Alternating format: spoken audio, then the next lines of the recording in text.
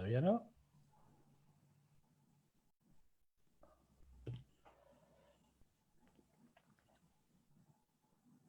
Estamos al aire. Bueno, en este momento es muy buenas tardes a todos. Quizás lo vean en algún otro momento del día esta presentación. Los damos la bienvenida desde el Instituto de Ciencias Sociales y Administración de la Universidad Nacional Arturo Jauretche. Nos reunimos hoy para presentar una encuesta, un trabajo de investigación que realizó un grupo de investigadoras e investigadores de nuestro instituto, de nuestra universidad, sobre la vida en la pandemia de los estudiantes, en este caso del Instituto de Ciencias Sociales y Administración. Lo que se buscaba indagar en este trabajo era qué estaba sucediendo en la cotidianeidad, en distintas dimensiones, de las que hoy vamos a hablar un poco, respecto a esta vida tan particular, este momento tan particular de nuestras vidas que nos toca vivir con la pandemia.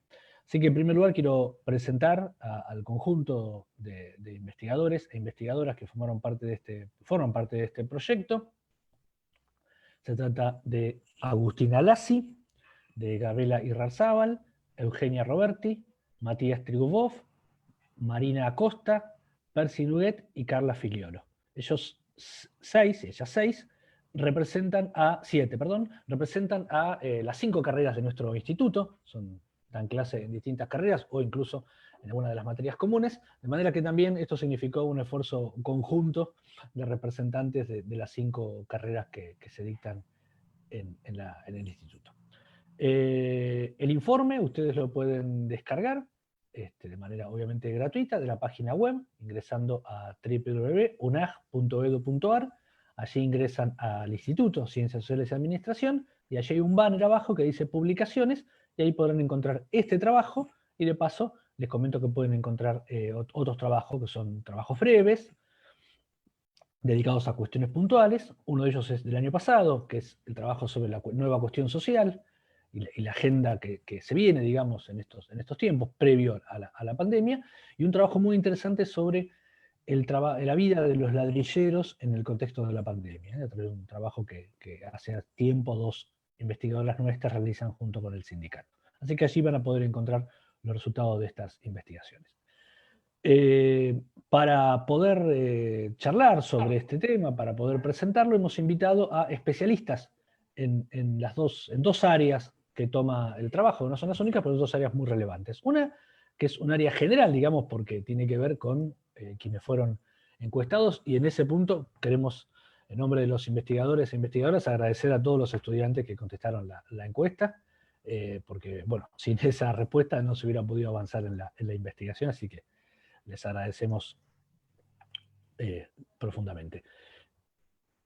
Decía, una de las áreas centrales es la idea de juventud, porque los entrevistados en su mayor parte son jóvenes, aunque no todos, porque como sabemos tenemos estudiantes desde los 17 hasta los 65, 66 años hay estudiantes, pero la gran mayoría son jóvenes. Y para eso invitamos a Sergio Balardini, que es psicólogo, es profesor de la Universidad Nacional de 3 de Febrero, y es miembro de la Fundación EVER, en Argentina, y es un destacadísimo investigador sobre la cuestión de la juventud, y uno de los, a pesar de su juventud, porque es de mi generación, a pesar de su juventud, es uno de los pioneros en los estudios de juventud en la Argentina. ¿Sí? A Sergio le debemos que esa área se haya expandido desde sus trabajos en la Flaxo, en un momento, se haya expandido y sea hoy una categoría tan relevante, una dimensión tan relevante de estudio para las ciencias sociales.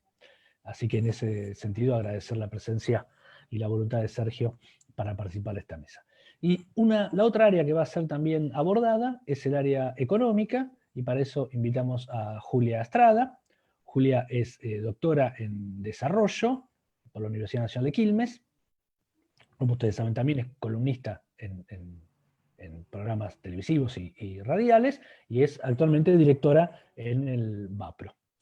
Julia, entonces agradecerte tu participación en esta mesa, y bueno, presentadas los protagonistas y las protagonistas, le vamos a ceder la palabra a los 2 comentaristas, y luego, si los investigadores que quieran hacer alguna intervención, alguna reflexión, algún aporte, bueno, de eso se trata, que podamos conversar un poco. No pautamos quién iniciaba, Si quieren, mantenemos el orden de la presentación por mantener un orden. ¿Querés iniciar, Sergio? O como quieran, digo, pero solo para mantener.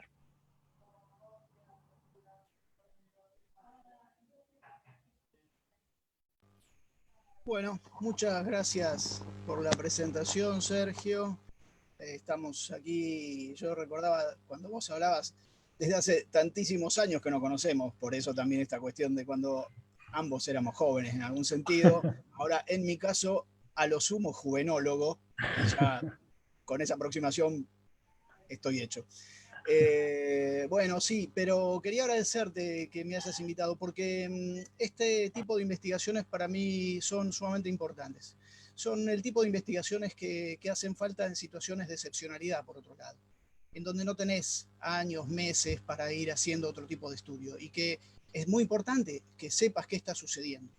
Y al mismo tiempo son investigaciones que que le hablan al sujeto de la investigación, ¿sí? Porque significa que vos estás atento a qué está sucediendo, en este caso, con las y los jóvenes.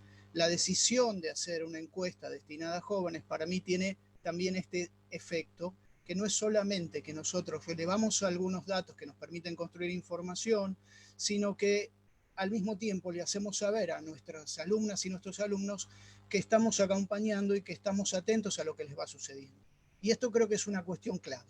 Sí, por supuesto, la producción de saberes que podamos ir desarrollando nos va a ayudar también a mejorar la condición por la que van atravesando en esta situación de tanta excepcionalidad.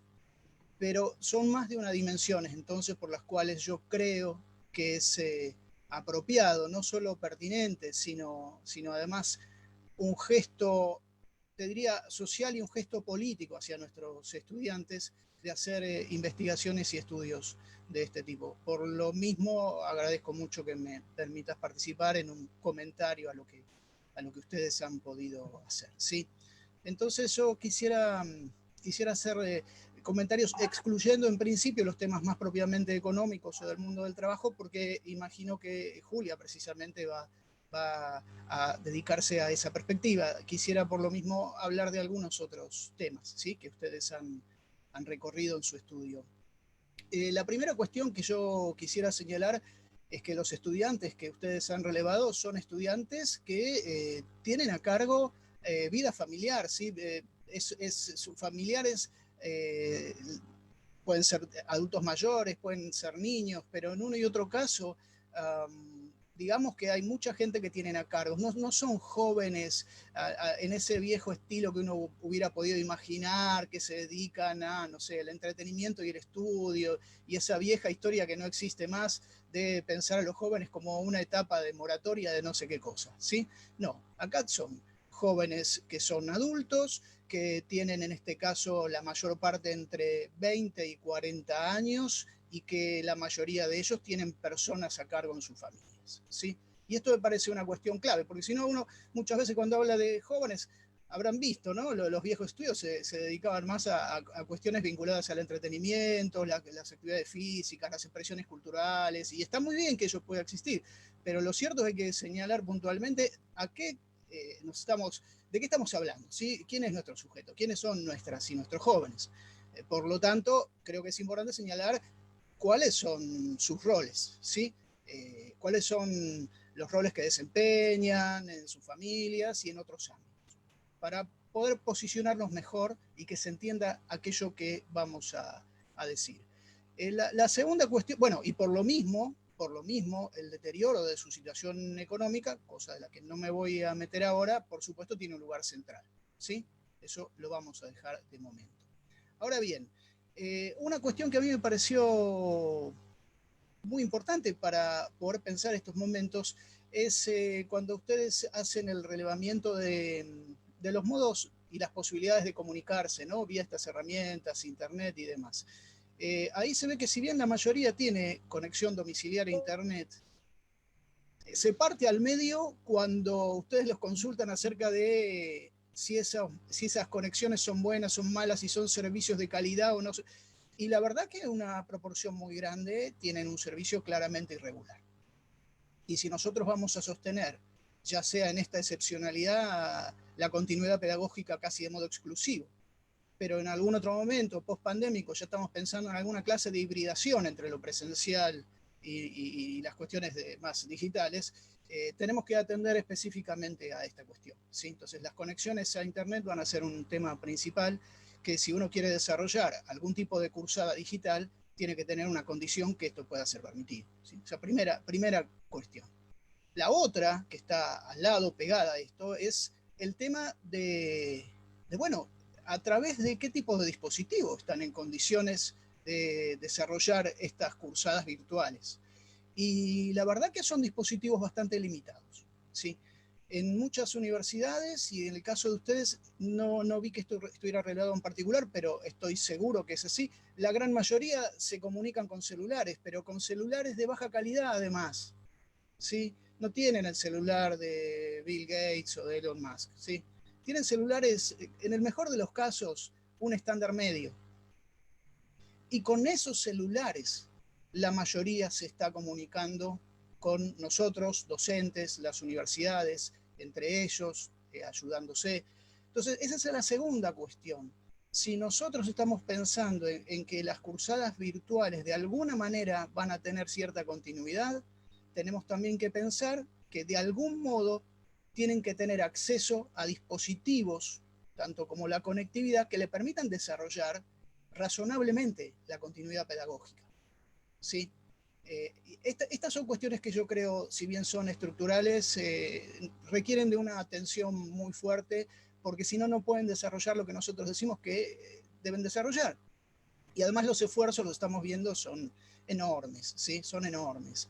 En mi caso, por ejemplo, tengo alguna alumna, algún alumno que no tiene una buena conectividad, tampoco tiene un muy buen celular, saca fotos, escribe y saca fotos a los papeles, y eso se lo reenvía a alguna compañera o compañero que sí tiene un celular quizás de un nivel estándar superior, y esa compañera me lo envía luego a mí o lo sube al campus. Es decir, estamos con condiciones muy variadas y un grado de recurso que no es el apropiado para poder desarrollar, masivamente, por lo menos, para poder desarrollar lo que nosotros estamos deseando que se haga.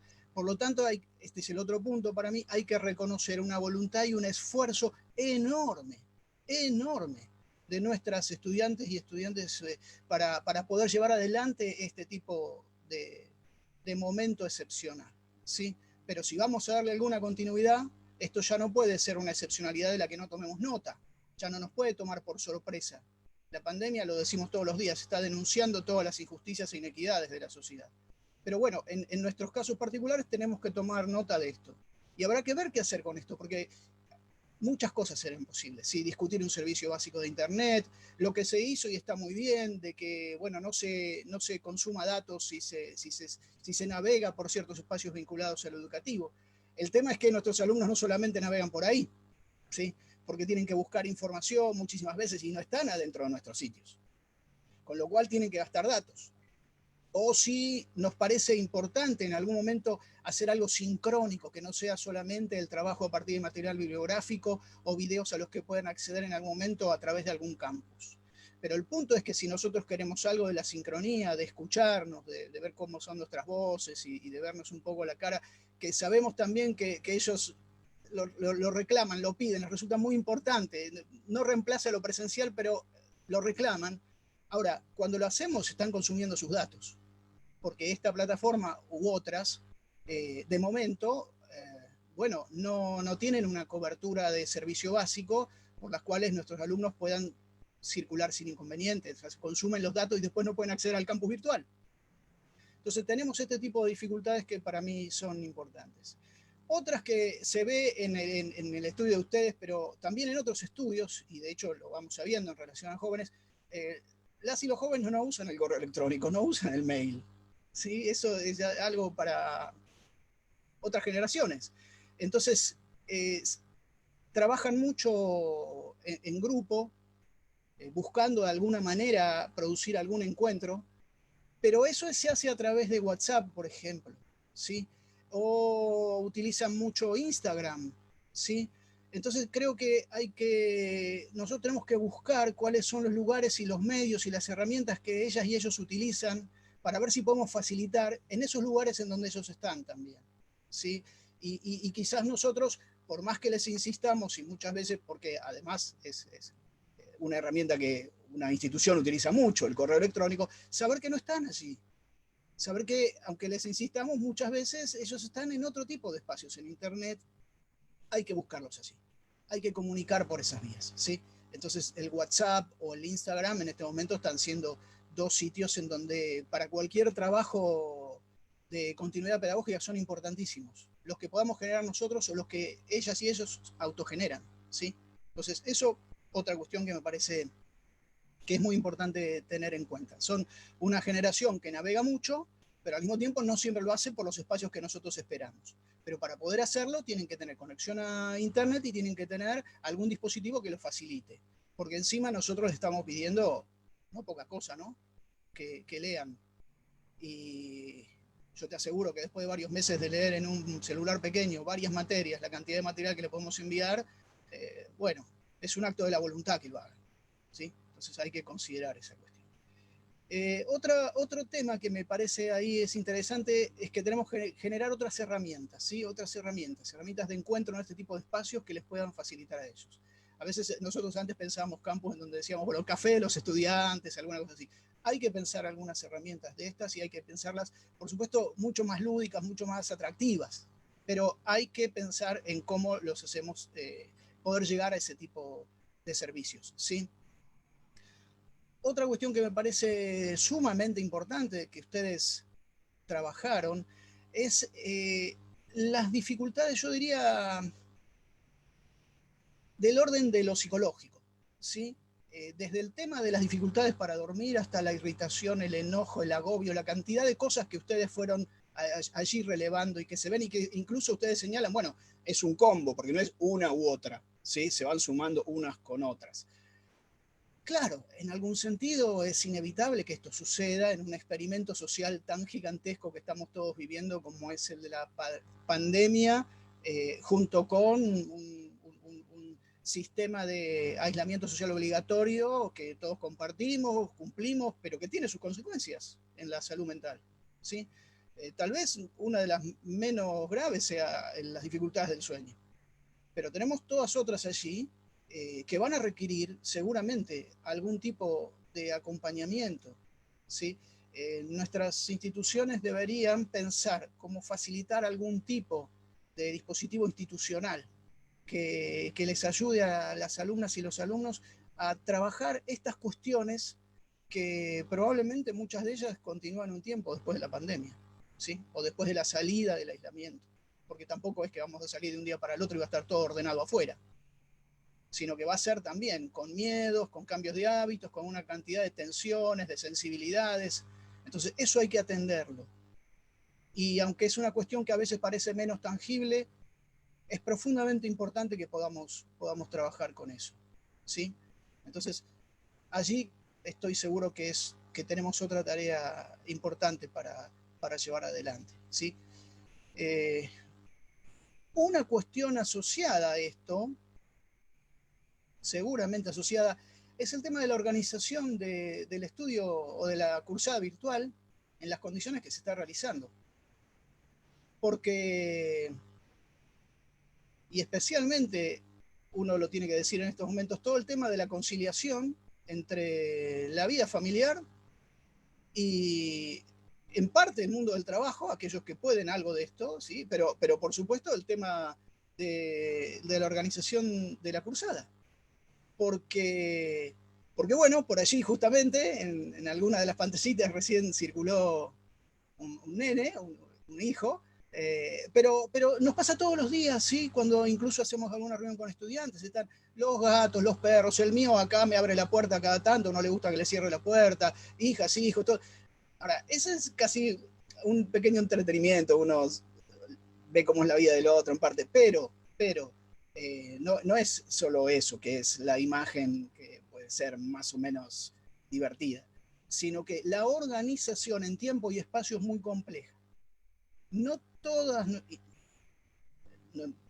quizás no deba decir no todas, digo, probablemente una buena cantidad de nuestras alumnas y alumnos no tienen las mejores condiciones en sus propios domicilios, en sus hogares, como para poder estar enfocados, estudiando con todo el grupo familiar alrededor, probablemente en muchísimos casos con espacios que no son lo suficientemente amplios, compartiendo esos espacios. A mí hay alumnos que me dicen que se levantan a veces muy temprano para poder tener un espacio solo para ellos, o que no haya ruido porque el resto esté, bueno, en ese caso todavía durmiendo, y poder encontrar ese lugar y poder encontrar la hora del día en donde poder hacerlo, ¿sí? No son cuestiones que se dan por automatismo. Entonces hay negociaciones en las familias, ¿sí? ¿Quién? ¿A qué hora? ¿Quién va a usar la computadora? ¿Dónde la va a usar? Y en ese momento, pero yo tengo que trabajar, u otra de las personas en la familia tiene otras funciones, otras cosas que hacer. Entonces, toda una negociación que tenemos así, que incluye el dispositivo, porque el propio dispositivo que utilizan las alumnas y alumnos tal vez es el único, o es aquel que hay en el hogar que permite hacer tareas para uno o para otro. O sea, también hay que negociar el uso del dispositivo. Y que no estemos todos vinculados a Internet, porque si enganchamos Netflix, pero además queremos usar el dispositivo y tal vez no nos da la conexión. Entonces, y así, sucesivamente.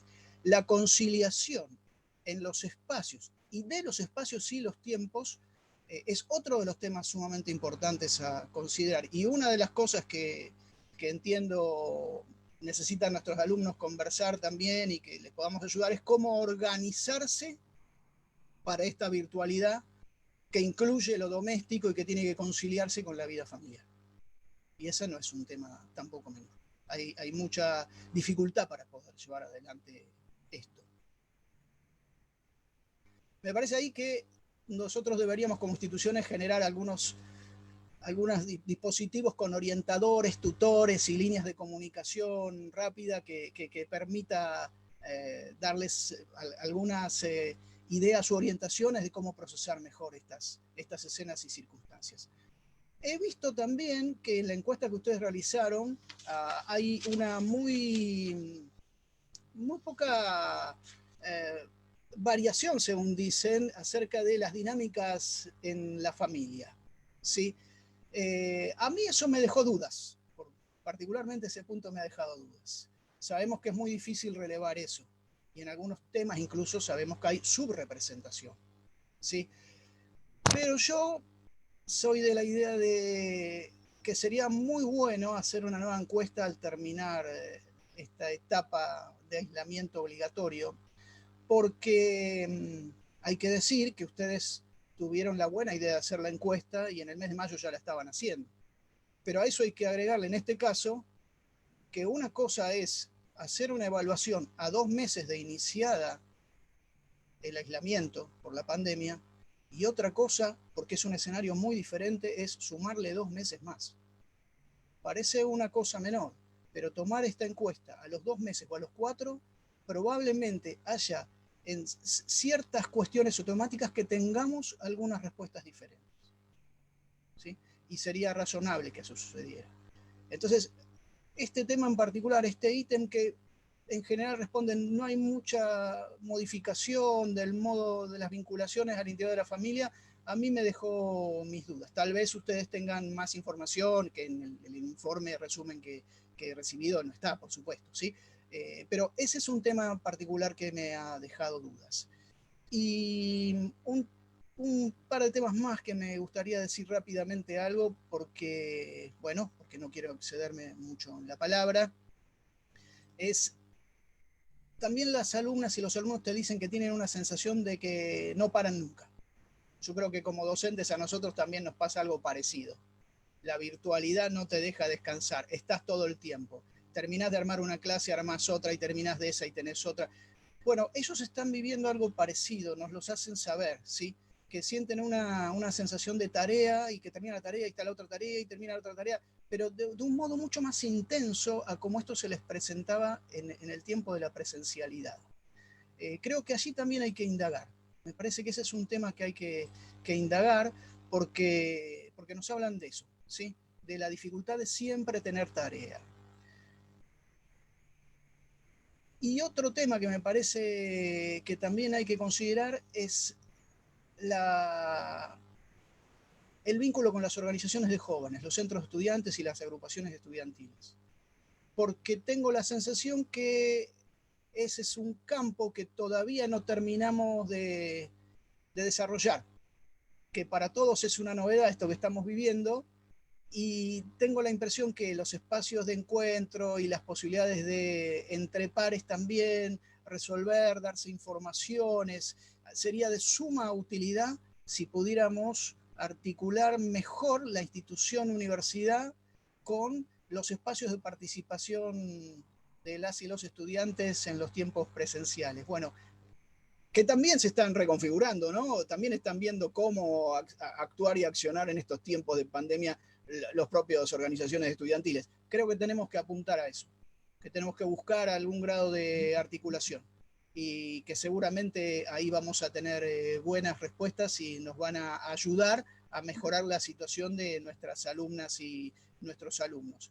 Y lo último, bueno, también encontramos que hay una suerte de dificultad para pensar el futuro, ¿no?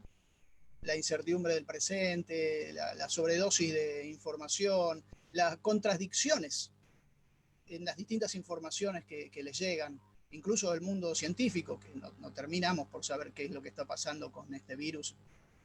Hay como distintas voces también de distintos centros de estudio. Esta sensación de ¿y cuándo termina? ¿Y qué va a pasar el día después? En muchos sentidos, en muchos sentidos. No solo el salir, los miedos que en su propia encuesta dicen, uno de los principales temores en este momento es el miedo a contagiarse. ¿Sí? Bueno, el trabajo sobre los miedos, pero también la incertidumbre en general. Entonces creo que allí hay otra tarea que seguramente nos puede tomar por copartícipes juntos con ellas y ellos, y hacerlos participar, no solo para que expresen sus sensaciones, sus ideas en este presente. Esta dimensión para mí es clave, que puedan expresar sus ideas, sino porque además sus ideas pueden ser muy útiles. No solamente es un campo de abrir la expresión a los jóvenes y los jóvenes. No, es además un campo en donde nos pueden acercar ideas muy útiles. Entonces, por las dos razones, una objetiva y una, si quieren, más subjetiva, me parece sumamente importante hacerlo. Y por último, por una cuestión ética, ¿no? También iniciativas como esta, digamos, hay que devolver esto que nosotros, en este caso particular ustedes, han podido hacer, la realización de esta encuesta, de esta investigación, de la solicitud de datos, agradecerles a ellos, como ha hecho Sergio en el inicio, me parece también muy importante, porque es un modo de decirlo, bueno, estamos acá, los estamos mirando, estamos atentos, los escuchamos, y la participación de ustedes es clave también para salir de esto, y lo vamos a hacer todos juntos, ¿sí? Nadie puede quedar afuera. Bueno, esto por ahora es lo que quería decirles, así que gracias, me detengo aquí.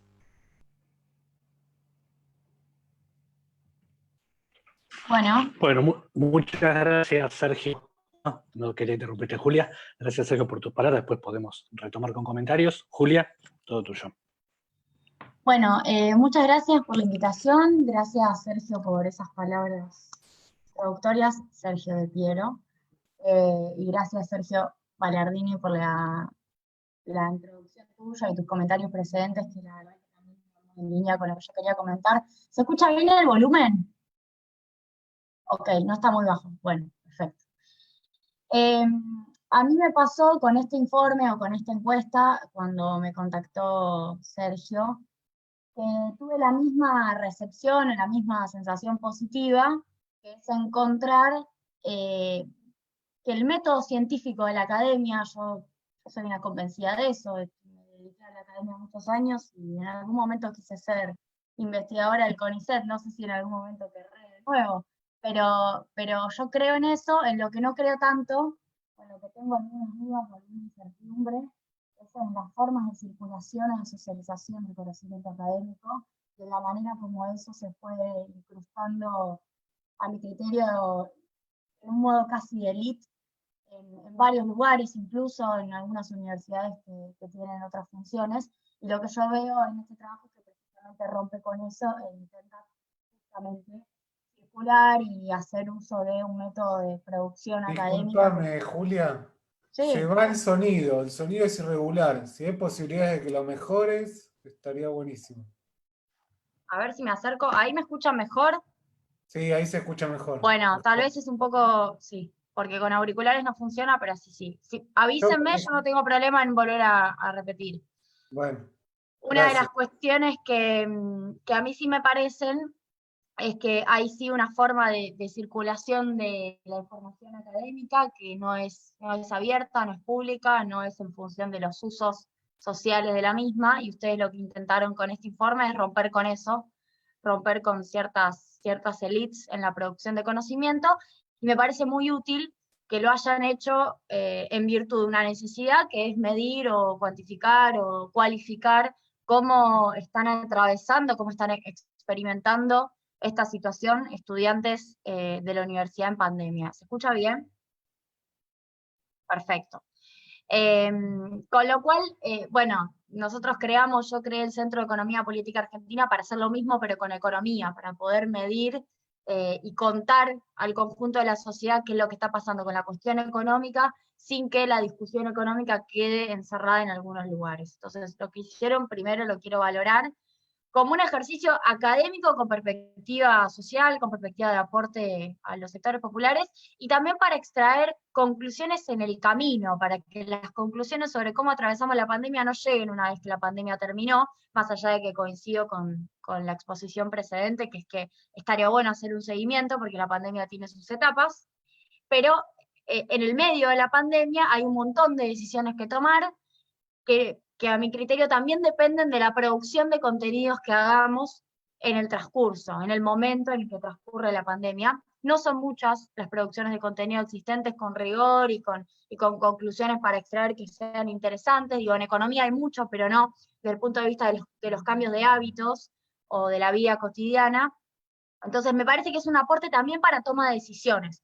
Todo lo que dijo recién Sergio sobre brecha digital y sobre los desafíos de la comunicación vinculado a la educación, es así, es estrictamente así. Hay barrios populares en Ciudad de Buenos Aires y también en Provincia de Buenos Aires que reclaman la falta de acceso a Internet o la falta de conectividad, o una conectividad que no necesariamente es estar afuera, es tener mala conectividad, porque de eso se trata. Cuando uno va a ver el indicador, yo acá me lo anoté, el 47% dijo que funciona regular o funciona mal Internet. Estamos hablando de casi la mitad, con lo cual ahí hay un problema, sobre todo considerando que, lo viene diciendo Nicolás Trota, gran parte de las clases van a seguir este andarivel, ¿no? La cuestión presencial todavía está complicada.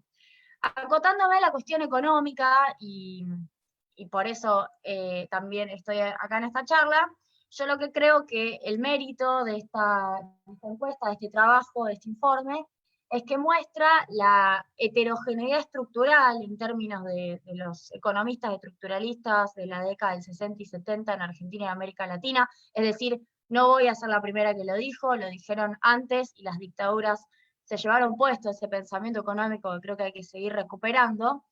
La heterogeneidad estructural que atraviesa nuestras sociedades argentinas, latinoamericanas, y que no existe en las formas y con la fisonomía como la tenemos nosotros en Europa y en Estados Unidos, en América del Norte, en los países del norte. Entonces, a mí me parece que gran parte de los análisis de la pandemia carecen de forma preocupante de, de nuestra idiosincrasia, de nuestra forma de vivir y de nuestra forma de socializar y de llevar adelante sociedades absolutamente desiguales. Entonces, lo que creo es que muestra esta encuesta enclavada en el conurbano, enclavada en estudiantes que viven de determinada manera en determinados territorios, es que efectivamente hay algo que atraviesa a esta zona del planeta, que es la desigualdad, como variable, yo diría, preponderante para cualquier análisis económico. Acá me anoté algunos datos, como para complementar también con lo que está pasando en términos económicos y laborales. Bueno, ustedes precisamente cuentan que el 63% está en una peor situación económica de los estudiantes encuestados. Ahora, atención, el 31% ya no tenía trabajo. Cuando ustedes le preguntan por la situación laboral, hay un tercio que está diciendo que igual no tenía trabajo. Obviamente en el universo de los estudiantes está lo que se llama PEI, población económicamente inactiva, que tendrán la suerte, supongo, digo, quisiera ver las edades, quisiera ver más desagregado para poder sacar estas conclusiones, pero tendrán la suerte de que sus padres, su familia los mantengan para poder estudiar. Habría que revisar si esos que no tienen trabajo son PEI o son desocupados, es decir, están buscando y no encuentran. Esa distinción no la podemos hacer con esta encuesta, pero sí es importante saber que hay un tercio que no está trabajando. Luego, el 15% perdió ingresos, lo cual es absolutamente compatible con la situación que estamos atravesando, pero con algunos asteriscos que ahora quiero mencionar. Y el 9,9%, casi el 10%, trabaja más que antes. Entonces ahí también vemos lo que está ocurriendo, que es una intensificación de la disputa capital-trabajo, si se me permite usar el término marxista, porque las relaciones que ya tenían tensión, ya tenían conflicto, que nunca dejaron de tenerlo, pero que tenían mucho conflicto después de 4 años de macrismo, entre trabajadores y empresarios, si se quiere de alguna manera, con pérdida salarial de 20 puntos en 4 años de macrismo, con una pérdida de puestos de trabajo superior a 200.000 puestos de trabajo registrados. Bueno, eso se intensifica, ¿no? El que ya había perdido ingresos pierde más, y el que trabajaba mucho trabaja más, por la misma plata. Entonces, lo que vemos es que esta crisis económica, que en algún punto soñábamos, los que apenas arrancó la pandemia, por 15 minutos soñamos, que podía servir para cuestionar algún tipo de relación subyugante entre sometedores y sometidos, y yo no dejaría de soñar. Todo tipo de episodio inédito como este siempre te abre la puerta para dar discusiones que antes no podías dar. Eso es así, ¿eh? Después hay que ver si las ganas a las discusiones, como pasa con el impuesto a las grandes fortunas. Darlas las podés dar, antes no las podías dar.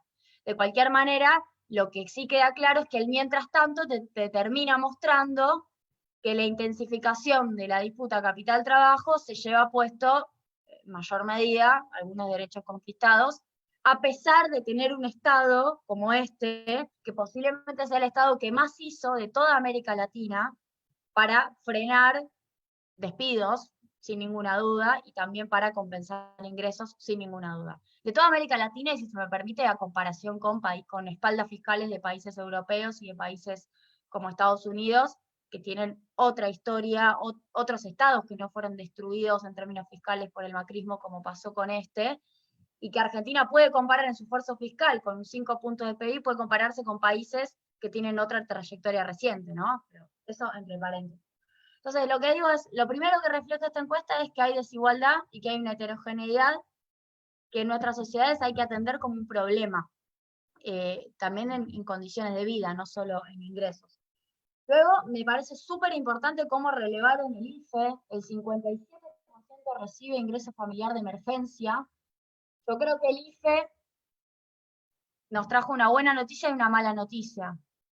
La buena noticia es que abrió la puerta a discutir renta universal y no hubo una enorme cantidad de críticas como podría haber habido en otro contexto, en donde iban a decir, hey, planeros mantenidos por el Estado. No sé si se dieron cuenta que hay un silencio atroz respecto de cómo no hay críticas. Bueno, porque evidentemente el Estado está sosteniendo. ¿Y qué está sosteniendo? Bueno, está sosteniendo el sistema.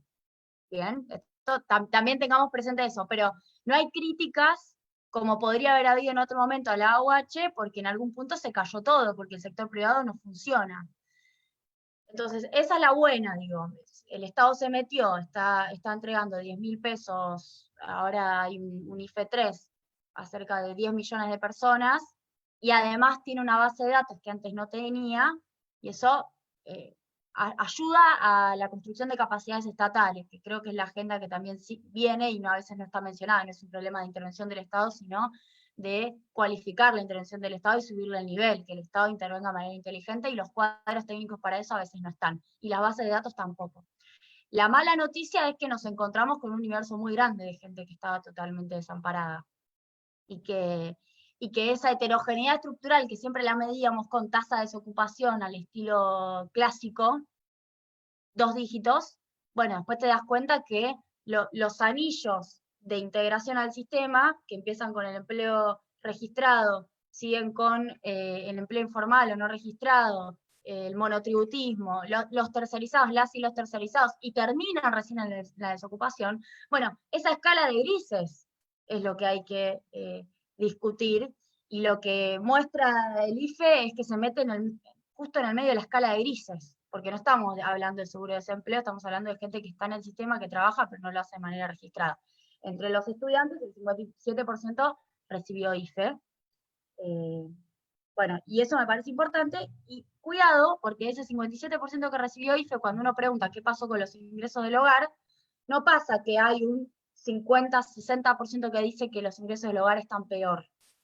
Entonces, yo creo que uno de los desafíos, sin apresurarnos por sacar conclusiones, es ver qué pasó realmente en materia de ingresos al sumar los ingresos de los hogares, al sumar las transferencias que el Estado hizo, ya sea vía IFE, ya sea ATP, ya sea jubiladas, jubilados, créditos autónomos y demás. ¿Qué pasó con los ingresos de los hogares populares, de los hogares más humildes, de los deciles más bajos? Porque yo quisiera ver si efectivamente la pérdida de ingresos fue tan drástica. A eso voy. Hay un nivel de presencia del Estado muy fuerte en esos sectores. Hay sectores que perdieron todavía más, y esta es una hipótesis a esta altura personal que creo que hay que comprobar con encuestas o con mediciones específicas. La EPH está midiéndose bastante débilmente, les adelanto uno de los datos que se están sabiendo ya. La EPH no está funcionando bien en su medición porque se está haciendo de manera telefónica, y ahí vamos a carecer de uno de los principales instrumentos para medir empleo y condiciones laborales y sociales de vida. Entonces, creo que estas herramientas cobran todavía más valor que nunca. Me olvidé lo que les quería decir de EPH, empleo. Sin duda golpeada es la clase media, sectores de clase media, sectores empresariales. ¿Esto significa que están mejor que antes los sectores populares? No quiero para nada que se entienda eso. Lo que digo es que hay un nivel de presencia estatal muy fuerte abajo, que quisiera revisar si no perdieron más en términos relativos sectores de clase media que sectores populares. Lo digo por los resultados mismos de la pérdida de ingresos, en donde hay el 57% que recibe IFE, pero los que declaran perder ingresos son el 15%, y sí lo que encontraste es mucho miedo a perder el trabajo en estos sectores, situación que creo que es la que con más urgencia hay que abordar desde el Estado, reforzando decreto antidespidos para que se cumpla efectivamente, porque los datos que hoy estamos teniendo es que desde fin de febrero durante abril, desde fin de marzo hasta fin de abril, se perdieron 195.000 puestos de trabajo registrados, según SIPA, Sistema Integrado Previsional Argentino. Es un dato enorme, realmente sin parangón para un mes.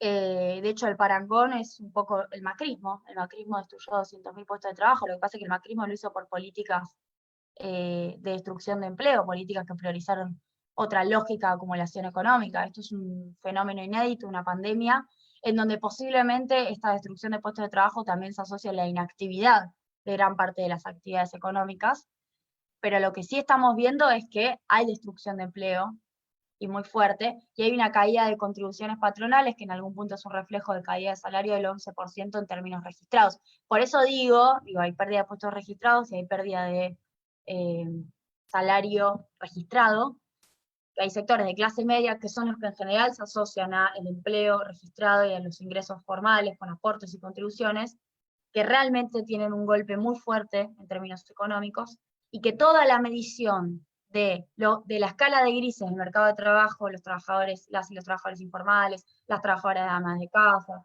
monotributistas y desocupados, dependen de la herramienta del EPH, y la herramienta del EPH, por no tener la presencialidad en su medición, tiene cuestiones metodológicas que la están haciendo muy débil. Entonces creo que ahí queda un universo para seguir trabajando en este tipo de herramientas de encuestas, trabajos territoriales. Bueno, tenemos un oyente más. Eso me pareció importante. También me parece importante el rol de cuidado de los jóvenes. El 37% dice que cuidan. Claro, el 63% no. De ese 37%, obviamente, a mí me gustaría saber la composición de género, si fundamentalmente son mujeres o no. pero no me parece un dato despreciable, casi el 40% que tienen alguna tarea de cuidado de menores, si no me equivoco, no están hablando de adultos mayores ahí.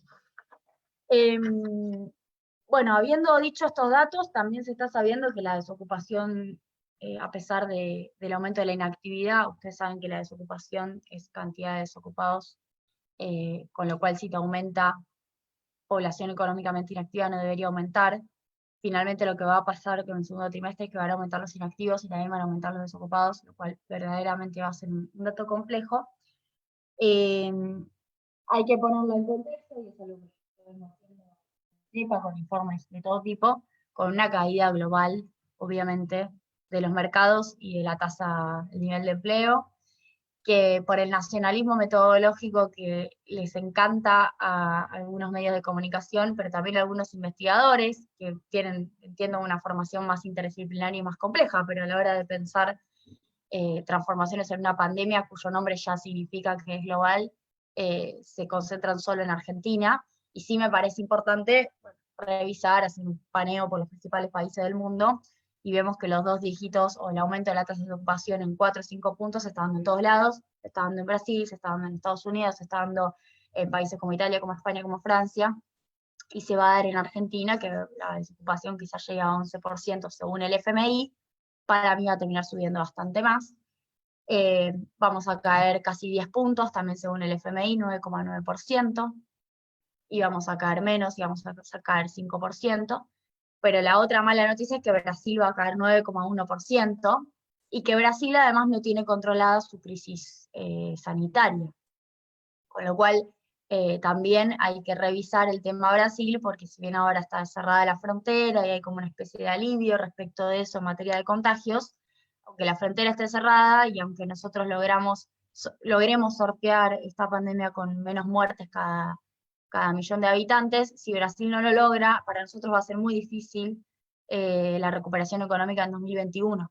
Entonces, me parece que no solo hace falta una mirada regional, global, ¿no? Pero en este caso regional, para entender que nosotros somos sociedades más parecidas a la brasileña, a la peruana, a la boliviana, a la chilena, ecuatoriana, que a las europeas y a la norteamericana, sino también para entender que si a nuestros socios comerciales, si les gusta así esa expresión a algunos economistas, le va mal, como ahora sí, a nosotros también nos va mal. Y le va mal en términos humanitarios, en términos sociales, en términos de gestión de la crisis, con lo cual me parece importante decirlo, porque Brasil cayendo el año que viene 9%, por más que nosotros más o menos zafemos, nos va a costar arrancar.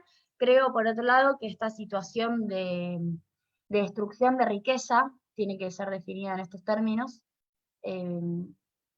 Va a ser generalizada y va a ser por mucho tiempo. No creo que este 2020 sea solo el año de la pandemia, y me parece que las conclusiones que estamos sacando, que ninguna está buena, ninguna es linda, pero sí estamos obligados a pensarlas, estamos obligados a aceptar, porque creo que en algún punto, durante los primeros meses de la pandemia, hubo como una especie de negación hasta propia de, bueno, es por un rato, ya va a cambiar, ya vamos a reabrir, o ya vamos a recuperar alguna forma de política económica en donde poniendo plata todo empieza a funcionar. Me parece que lo que hay que aceptar es que esta no es una crisis como las anteriores, donde en general tenías crisis de demanda, donde vos básicamente tenías que poner plata por abajo en una economía que es 80% consumo, que explica el PBI en 80% por el consumo, ponías plata y más o menos resolvías. No es así de sencillo, estoy simplificando totalmente, pero lo que hizo el macrismo fue lo opuesto a lo que había que hacer para crecer. Esta es una crisis en donde por más que pongas plata, lo que haces es compensar la destrucción o casi virtual destrucción de la riqueza que está existiendo por la pandemia. Por eso no hay hiperinflación, sencillamente porque la emisión no viene a sobregirar una economía calentada, sino que la emisión viene a compensar la falta de circulación de dinero porque la pandemia nos mantiene aislados. Es bastante lógico el razonamiento. Entonces me parece que hay que seguir pensando nuevas formas de vivir, de llevar la vida cotidiana desde ya, y también de pensar la política económica. La política económica ya no funciona con los resortes, o sea, no toca los mismos botones y reacciona igual. porque además hay algunos botones que ya no están y hay algunas actividades económicas que ya ni siquiera se mueven de la misma manera. Cuando uno mira el macrismo en los 4 años, lo que ve es una destrucción de la industria. Es brutal. Y algunos crecimientos de algunas actividades medio obvias, el campo, las actividades financieras y las energéticas. Es como de manual. Ese fue el plan económico, ese fue el resultado. Ves ahora la pandemia y lo que te encontrás es que en realidad están cayendo actividades que no tienen razón de ser que caigan. Cae fuertemente la construcción, cae fuertemente recreación, cae fuertemente transporte. Transporte es una actividad más o menos estable. Bueno, ¿y eso cómo lo levantas? ¿Poniendo plata? No, eso no se levanta así. Eso hay que encontrar la forma de reconfigurar la vida y al mismo tiempo hacer que esas actividades, algunas quedarán más chicas, por algún tiempo quedarán más chicas, y algunas otras quizás crezcan más, como todo lo que tiene que ver con la comunicación, con los servicios digitales, las tareas educativas, todo lo que tiene que ver con las tareas de servicio, el cuidado mismo, es una actividad económica que está creciendo de manera invisibilizada, por eso hay que visibilizarlo para que tenga su remuneración. Bueno, todos estos pensamientos creo que deberían tener algún correlato en datos, en números, y por otro lado en política económica en algún momento. Con lo cual, celebro el informe, agradezco la invitación, y me parece que lo que hicieron debería tener buena difusión para que sea copiado en algunas otras partes de las universidades, fundamentalmente, que creo que es una tarea académica lo que hicieron, no es una tarea de trabajo social, es una tarea académica y tiene que ser valorada en ese sentido. Muchas gracias.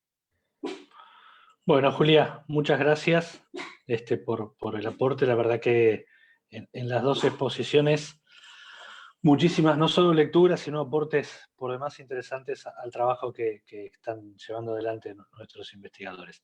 Quería saludar a las 30 personas que están ahí participando desde el Facebook del Instituto, siguiendo esta charla. Darle a los que llegaron recién la bienvenida y abrirles ahora el micrófono a los investigadores e investigadoras que hicieron el trabajo, si quieren hacer algún aporte, algún comentario. Bueno, está abierto el micrófono para ustedes. Bueno, empiezo que quieren. Yo agradecer los comentarios, súper interesante escucharlo siempre a Sergio y a Julia. Y un poco me quedó resonando esto de qué importante es atender esta mirada de la desigualdad social, ¿no? de las características propiamente de nuestro país, pero también regionales, de la heterogeneidad estructural, y del papel que tiene que tener el Estado, ¿no? El rol del Estado a través de estas políticas excepcionales que se dieron en el marco de la pandemia, como el IFE, que llegó a 11 millones de personas, pero también retomando un poco el comentario primero de Sergio, otras políticas que venían antes, como el Conectar Igualdad o el Juana Manso, que seguramente tuvieron gran repercusión en este contexto, ¿no? Cuando hablamos no solamente de la conexión domiciliaria que tienen nuestros estudiantes, sino también con qué dispositivos digitales se encuentran en sus casas y cómo garantizamos la continuidad educativa. Ya los números, largas investigaciones dan cuenta de que es un programa súper exitoso y que seguramente ayudó para sostener la continuidad educativa en este contexto tan excepcional y también para garantizar el teletrabajo, porque sí, muchos de nuestros estudiantes trabajan también. Entonces, bueno, la verdad esta conciliación, cómo cambia la vida cotidiana, que creo que es algo que el informe muestra muy bien y es súper interesante de indagar, que pasa más en la esfera de nuestra subjetividad, pero también cómo hay que conciliar la educación y el trabajo con los cuidados que tienen nuestros estudiantes de niños, pero también de personas adultas.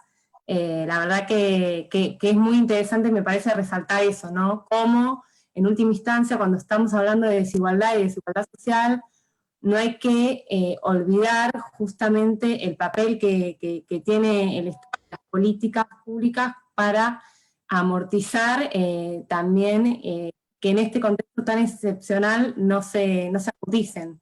se ensanche la brecha, ¿no? Yo me quedé un poco con esa idea de los comentarios. Muchas gracias.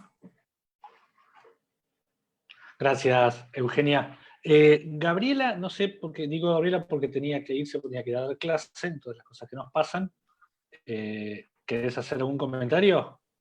Sí, en realidad, bueno, primero agradecerle a los dos por tan detallados comentarios. La experiencia de hacer este informe creo que fue positiva para todos justamente por esto, ¿no? Que lo hicimos bien comenzada, digamos, la pandemia, digamos, y el aislamiento. Y ahora comentar, digamos, que a medida que ya estamos cerrando el cuatrimestre, a nosotros, bueno, por lo menos a mí me pasa que los estudiantes muestran estas dificultades que comentaba bien Sergio, digamos, del acceso a los dispositivos, sobre todo para redactar sus parciales domiciliarios, o sea, para, bueno, mientras están dando clases también están dándole de comer a los bebés, digamos, porque yo doy clase en turno noche, entonces en el horario de eso están como cenando los bebés y los estudiantes conectados. Se cortó la luz, por ejemplo, hoy en Florencio Varela, entonces tampoco podíamos acceder al campus, o sea, tenemos como muchas dificultades y sí noto que a medida que va pasando el tiempo hay como toda una cuestión emocional desde quienes se están enfermando, incluso por COVID, quienes están aislados, a quienes se enferman las personas mayores y están con personas a cargo. Entonces, digo, hay un esfuerzo y todos cumplen con las tareas. Dicen que están con mucho, que es sobrante, pero es como que nos mantiene, digamos, el tema de la continuidad pedagógica y de encontrarnos semana a semana, por lo menos en el campus virtual, nos da esta sensación de proyecto colectivo. Así que, bueno, en algún punto por eso creo que digamos, todo esto que vamos viendo, digamos, y los resultados que dieron hace unos meses, cuando hicimos la encuesta ahora, seguramente si la repetimos, las cuestiones emocionales y de impacto seguramente cambien un poco la percepción, pero bueno, en líneas generales me parece que si bien la situación es compleja, hemos tenido una experiencia buena de trabajo, por lo menos este cuatrimestre, y quería resaltarlo también. Nada más. Gracias. Perdón, sigo circulando la palabra, pero a esto que decía Gabriela recién y a la mención que hizo Sergio, es muy cierto, nos llamó la atención, no porque uno quisiera que fuera más alto el número, pero respecto de la convivencia familiar no había sufrido demasiadas alteraciones, ¿no? Sin embargo, si uno lo toma como proceso, la pregunta que fue idea de Carla Figliolo, que no pudo participar de este espacio ahora, respecto del sueño y los problemas para dormir y la angustia, sí era bastante alto. Con lo cual uno puede decir, bueno, que lo individual ya estaba afectado, digamos, ¿no? Nos llamó mucho la atención los problemas para dormir que se habían incrementado notablemente. Matías, Agustina. ¿Puedo? Claro. Bueno, buenas tardes y muchas gracias a los comentaristas, muy interesantes sus aportes.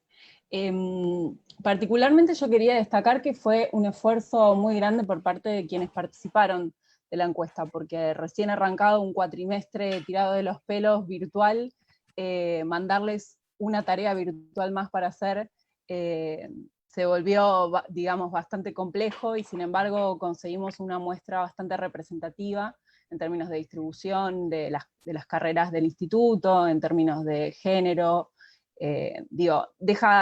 Nosotros no somos una consultora de opinión pública, desde ese lugar lo sentimos como un triunfo poder arribar a una muestra que sea realmente representativa y que nos permita por lo menos decir algo de los estudiantes del instituto en una primera instancia. Así que desde ese lugar, como equipo, me pone muy feliz haber logrado esta primera meta. Y agradecerles nuevamente al equipo y a los comentaristas por esta tarde. Gracias, Agustina. Matías, me quedo cortado. Bueno, gracias. Un comentario chiquito, pero la dejaste picando, Sergio. Una relación casi lineal, unicausal, es una cuestión de tiempo. Empeoran las condiciones de sueño, ¿no? Casi una hipótesis para trabajar a futuro. Perdón, pero me parece que, bueno, también para descomprimir un poco. Primero que todo, quería agradecerles a los comentaristas, fueron muy buenos los comentarios, los aportes. Gracias por tomarse el tiempo de leer el informe y de estar acá compartiendo con nosotros sus reflexiones. Me parecen muy buenas y sobre todo porque nos invitan a seguir, ¿no? Me parece que tanto Sergio como Julia tiraron un montón de propuestas, de ideas, de nuevas preguntas, que nos llaman a hacer una nueva medición, y también avanzar, una cosa que también habíamos conversado, en algún estudio cualitativo, ¿no? Porque hay una parte de la trama de la heterogeneidad de la que hablaba Julia, de las relaciones que señalaba Sergio, que me parece que un estudio cualitativo complementaría muy bien, nos ayudaría a entender un poco más qué es lo que está sucediendo. Y una cosa que aparece también en los comentarios de los dos, que me parece que también sería interesante para profundizar como línea de trabajo, tiene que ver con la mirada regional, ¿no? Que uno la puede pensar, siguiendo la tradición de estudios que señalaba Julia, como una mirada regional de sur, digamos, de la región sur, pero también puede ser del conurbano sur, todavía más chiquito, ¿no? O sea, medir los distintos niveles, pero que aportan a tratar de comprender las particularidades de nuestro sector, de nuestra región, de nuestro pueblo, ¿no? Que también ayuda, me parece, a entender una cosa que señalaba Sergio en un momento, en esto de un ejemplo que daba de un alumno, ¿no? Que no tenía, a mí también me pasó, que se sacan fotos, te mandan fotos de los trabajos porque no tienen, por ahí tienen el celular, no tienen un procesador de texto, algunos hasta escriben del procesador de texto del celular, ¿no? Bueno, esto que contaban, que se lo pasó a una compañera, la compañera lo pasaba, bueno, ahí hay una característica de los momentos de crisis, ¿no? En Argentina, que es como reaparecen o reflotan o se ven más claramente ciertos lazos de solidaridad, relaciones que yo creo que están siempre, pero que se ven más fuertes o se destacan más, ¿no?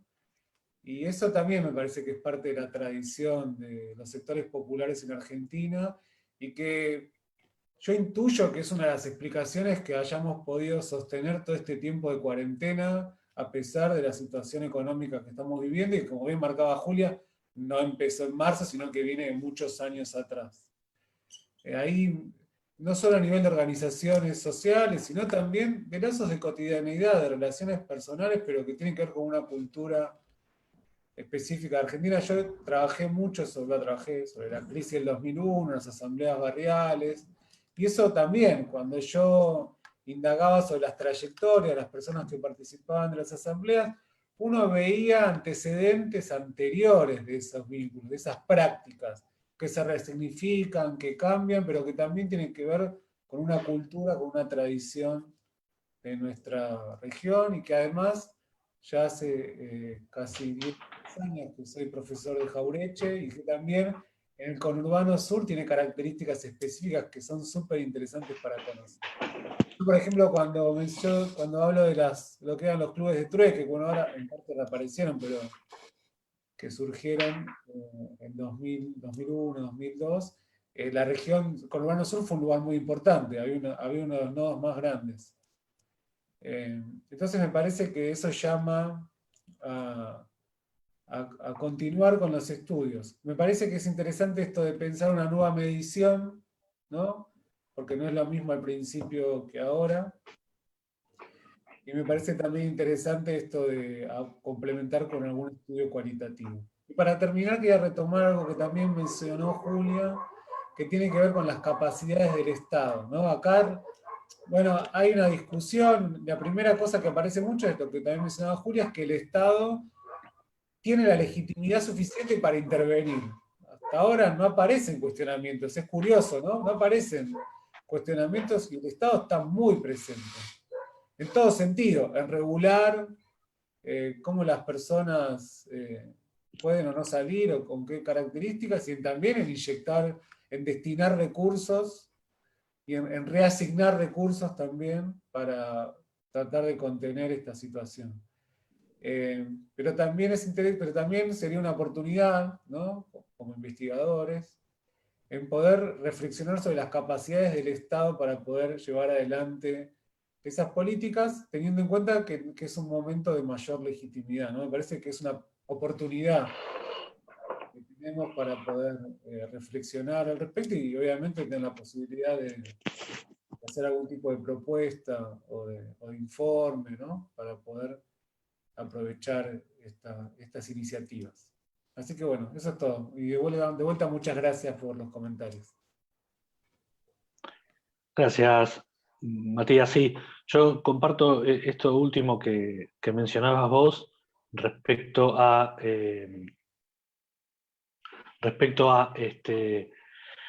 brindarle también al Estado herramientas, ¿no? Julia, mencionaste un tema muy, muy importante, que es las limitaciones que tiene hoy la EPH para medir los niveles de pobreza en Argentina. De hecho, la EPH le dijo, por decirlo de algún modo, al gobierno que 3 millones de personas iban a necesitar el IFE y terminó asistiendo a más de 8 millones, porque lo necesitaban, ¿no? Todavía había un desfasaje de una lectura en un momento grave, sin duda, pero digo, que incrementó la gravedad de la cuestión social, pero que sin duda hay elementos ahí que no están funcionando para medir y que debemos replantearlos. Sergio, Julia, Sergio, si quieren ustedes aportar, decir, comentar alguna cuestión más, así ya podemos ir, los liberamos, vamos cerrando esta charla. Bueno, muy interesante todos los comentarios que hizo Julia. Me parece que es un contexto que si uno no lo tiene, estructuralmente en dónde estamos y cuáles son nuestros condicionantes y limitantes, también es sumamente difícil pensar una buena salida, una buena respuesta. Cualquier buena respuesta que podamos dar, inevitablemente antes necesita un buen diagnóstico, por duro que el diagnóstico sea. Entonces es necesario tener el mejor diagnóstico para poder desarrollar la mejor respuesta posible y bajo nuestras condiciones. Esa es una cuestión. Lo otro, respecto a lo que decía Matías, me parece que sí, me parece que si están en condiciones de iniciar un nuevo estudio que dé continuidad a y si pueden complementar con algún tipo de metodologías cualitativas, sería muy bienvenido porque permitiría construir más sentido aún. Entonces eso vale la pena. Y necesitamos saber todo esto para hacer y tener mejores herramientas, mejores acciones y mejores políticas, sean institucionales o luego las macropolíticas, pero necesitamos tener esta información. Nuestras universidades en particular necesitan disponer de esta información porque tenemos que afrontar y construir la mejor salida posible para todas, para todos, para nosotros como profesores, para todos nuestros estudiantes, y en ese sentido hay que conocer el pensamiento y la situación por la que nuestros estudiantes pasan y viven diariamente esta condición de excepcionalidad. Solamente agradecerles la invitación y bueno, también por la producción de conocimiento con una herramienta como la que han ustedes sabido construir. Así que muchas gracias y mis mejores deseos para el presente y la continuidad también. Gracias, Sergio. Bueno, por mi parte, sencillamente agregar que bueno, te felicito, Sergio, que coordinaste este equipo, que me parece que es muy claro y muy decidido en sus objetivos, y eso no es fácil. Encontrar, armar, construir, sobre todo en universidades con tanta precarización en materia de ingresos. Así que, bueno, felicitaciones por eso, por el equipo, por los objetivos. Y por mi parte, solo remarcar eso, que el Estado en algún punto, desde afuera pareciera que el Estado puede todo, y desde adentro, y también lo digo ya por mi experiencia en gestión en el Grupo Provincia, que es un monstruo, que tiene muchos desafíos en materia de intervención, y desde adentro te das cuenta que puede hacer muchas cosas, pero también es muy incapaz de medir cuán importantes o cuán efectivas son sus intervenciones y de medirlas en tiempo real y de poder tomar decisiones en tiempo real. ¿Por qué? Porque faltan capacidades, porque hubo decisiones de desarmar esas capacidades. Con lo cual, ustedes deben pensar que están en una universidad del conurbano y que lo que hacen es un informecito y ya está, pero en realidad lo que les puedo decir desde el otro lado es que en realidad este tipo de informes o este tipo de aportes son tan relevantes como otros informes oficiales que puedan existir desde el propio Estado, que obviamente tienen metodologías y otras llegadas y otros alcances para hacerlos, pero que en tiempos tan fuertes de transformaciones, todo dice algo que es importante leer y revisar. Entonces, también los aliento a que lleguen con estas conclusiones a a la mayor cantidad de lugares a los que puedan llegar. Bueno, muchas gracias, Julia, muchas gracias, Sergio, a los dos, por haberse tomado, como dijo alguno de los investigadores, tomó el trabajo de leer, de participar en este momento en que podamos intercambiar conocimientos y apostar a esto. Yo quiero felicitar una vez más a los investigadores y a las investigadoras. Yo simplemente los invité a trabajar, hasta a Eugenia, a Gabriela, Marina, Carla, Matías, Agustina, Percy. Lo voy a leer para no olvidarme de ninguno por las dudas, que bueno, tienen un montón de actividades docentes y de investigación, y bueno, decidieron participar también de este espacio extra, que me parece, como bien decían recién, también un aporte importante para el propio funcionamiento de la universidad, digamos, ¿no? Cuanto más conocer a los estudiantes, como decía Sergio recién, como decía Julia, es también una tarea pedagógica, o contribuye a la tarea pedagógica. Agradecer a todos los que nos están acompañando por Facebook. Seguimos con esta serie de encuentros, estamos tratando de realizar uno por semana sobre diferentes temáticas. Esta semana tuvimos dos, tuvimos una sobre los derechos de los pacientes, que también fue muy interesante el día martes, y esperamos continuar con otras más adelante. Les dejamos a todos un saludo, muchas gracias de nuevo Sergio y Julia por acercarse, y gracias a todos los que participaron. Que tengan todos un buen día. Adiós. Chao, gracias. Un gusto. Chao, gracias.